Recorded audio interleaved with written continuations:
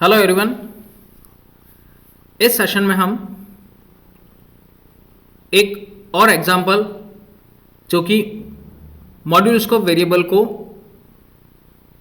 या उसकी एक्सेसिबिलिटी को डिफाइन करता है कि मॉड्यूल स्कोप में डिफाइन किए गए या डिक्लेयर किए गए वेरिएबल को आप पूरे मॉड्यूल के अंदर यूज में ले सकते हैं, मीन्स उसे एक्सेस कर सकते हैं। उन वेरिएबल्स को मॉड्यूल स्कोप वेरिएबल कहा जाता है। ये मॉड्यूल स्कोप वेरिएबल्स दो तरह से डिक्लेयर किए जा सकते हैं, विद डिम कीवर्ड और प्राइवेट कीवर्ड। इन दोनों ही कीवर्ड को यूज में लेके हम मॉड्यूल स्कोप वेरिएबल को डिक्लेयर कर सकते हैं या डिफाइन कर सकते हैं। और मॉड्यूल स्कोप वेरिएबल को जो हमारा क्लास हम डिक्लेयर करते हैं उस क्लास के जस्ट नीचे, means below of our public class, हम मॉड्यूल लेवल स्कोप वेरिएबल को डिक्लेयर करते हैं। लाइक जैसा कि ये it's a beginning of our class public class form 1। ये हमारा फॉर्म 1 जो क्लास है उसके जस्ट बिलो यानी कि उसके जस्ट नीचे हम मॉड्यूल स्कोप वेरिएबल को डिक्लेयर करते हैं along with the dim keyword और विद द प्राइवेट कीवर्ड। जैसा कि मैंने यहाँ पर डिक्लेयर किया है डिम एक्स एज इंटीजर। ये एक मॉड्यूल स्कोप वेरिएबल है जिससे कि इन बिटवीन द मॉड्यूल, इस पूरे मॉड्यूल के अंदर, इस पूरी क्लास के अंदर हम इस एक्स वेरिएबल को इजीली एक्सेस कर सकते हैं। इस पूरी क्लास में जितने भी नंबर ऑफ प्रोसीजर्स हम डिक्लेयर करेंगे या डिफाइन करेंगे, उन सभी प्रोसीजर्स के अंदर एक्स वेरिएबल को हम एक्सेस कर सकते हैं, क्योंकि इसका जो लाइफ टाइम, जो इसका स्कोप है इसको यूज करने का, वो पूरे एंटायर होल क्लास के अंदर है।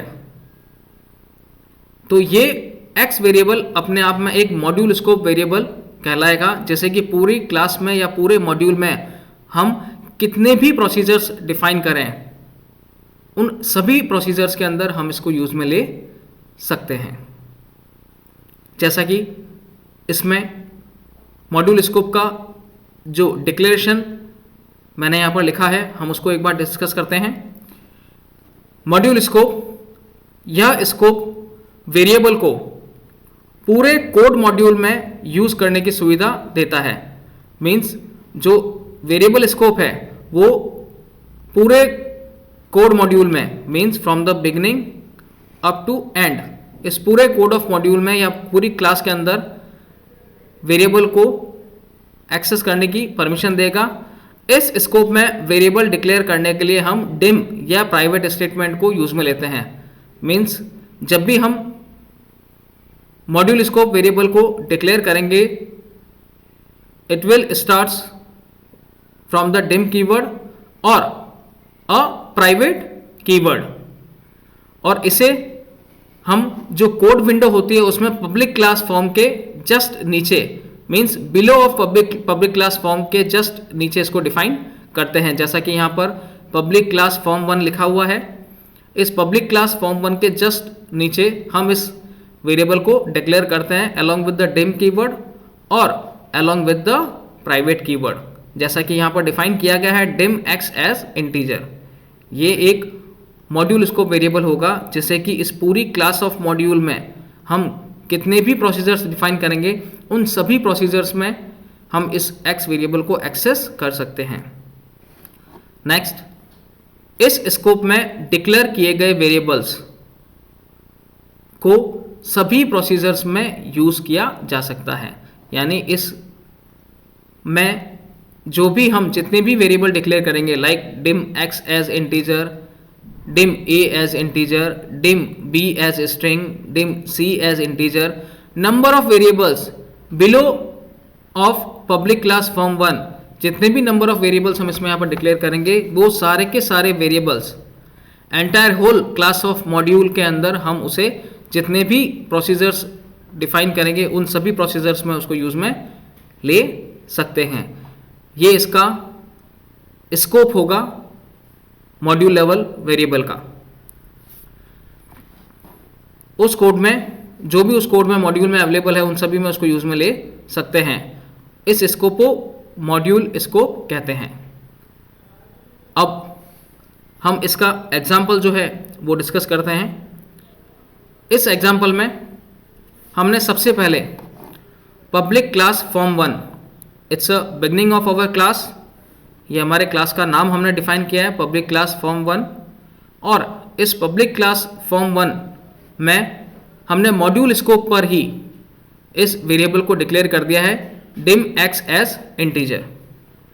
ये मॉड्यूल स्कोप वेरिएबल होगा जैसे कि इस पूरी क्लास फॉर्म 1 में कहीं भी किसी भी प्रोसीजर्स के द्वारा इसे एक्सेस किया जा सकता है।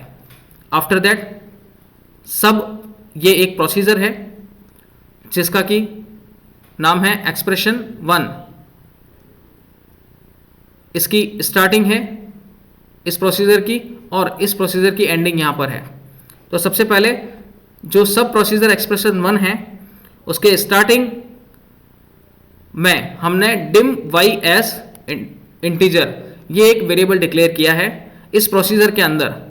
ये सब एक्सप्रेशन 1 एक प्रोसीजर है और इस प्रोसीजर के अंदर हमने dim y एज इंटीजर एक वेरिएबल डिक्लेयर किया है जो कि y नाम का है और इंटीजर टाइप का है। और इसमें हमने x की वैल्यू 10 दे दी है और y की वैल्यू 20 दे दी है। ठीक है। और इसमें मैसेज बॉक्स में y प्रिंट होगा, यानी जो वैल्यू y में दी गई है लाइक 20 वो एक मैसेज बॉक्स के ऊपर आपको प्रिंट होगी। ठीक है। और एंड सब ये एक्सप्रेशन 1 का प्रोसीजर का एंडिंग हो गया है। आफ्टर दैट एक और प्रोसीजर हमने डिक्लेयर किया है सब एक्सप्रेशन 2। ये एक और प्रोसीजर है इस क्लास में जिसमें भी हमने dim y एज स्ट्रिंग एक और वेरिएबल डिफाइन किया है जो कि स्ट्रिंग टाइप का है। और उस स्ट्रिंग टाइप ऑफ वेरिएबल में हमने स्ट्रिंग डिफाइन की है y equals to vb.net within the double quotes. After that हमने यहाँ पर लिखा है message box y message box x।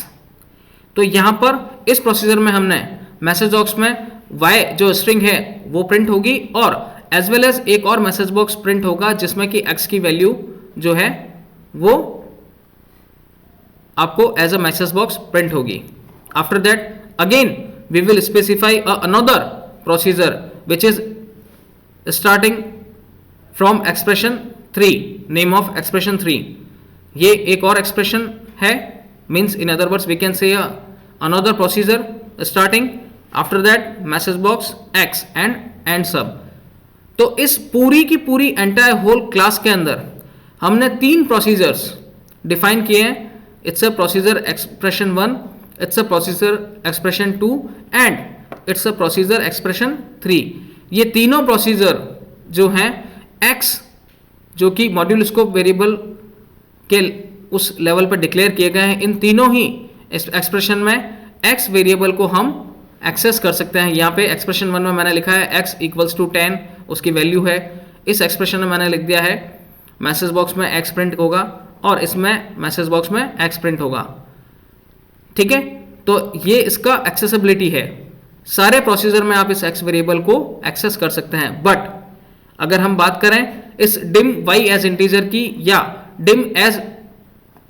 dim y as string, ये दोनों ही y वेरिएबल जो प्रोसीजर एक्सप्रेस 1 और प्रोसीजर एक्सप्रेशन 2 में डिक्लेयर किए गए हैं, ये एक तरह के जो हैं लोकल वेरिएबल हैं। Local variable means in variable का जो स्कोप है वो इस एक्सप्रेशन तक ही है। In other words we can say a example of a procedural level variable. ये y वेरिएबल इस प्रोसीजर के अंदर ही इन बिटवीन यूज में लिया जा सकता है।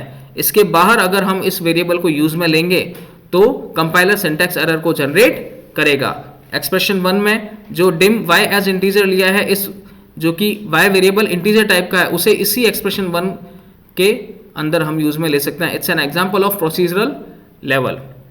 सो in this module scope variable x is a module scope variable which is used in the entire whole class, जिसे कि पूरी की पूरी क्लास के अंदर हम यूज में ले सकते हैं. जितने भी प्रोसीजर्स हम उसमें डिफाइन करेंगे उन सभी प्रोसीजर में x वेरिएबल को एक्सेस किया जा सकता है.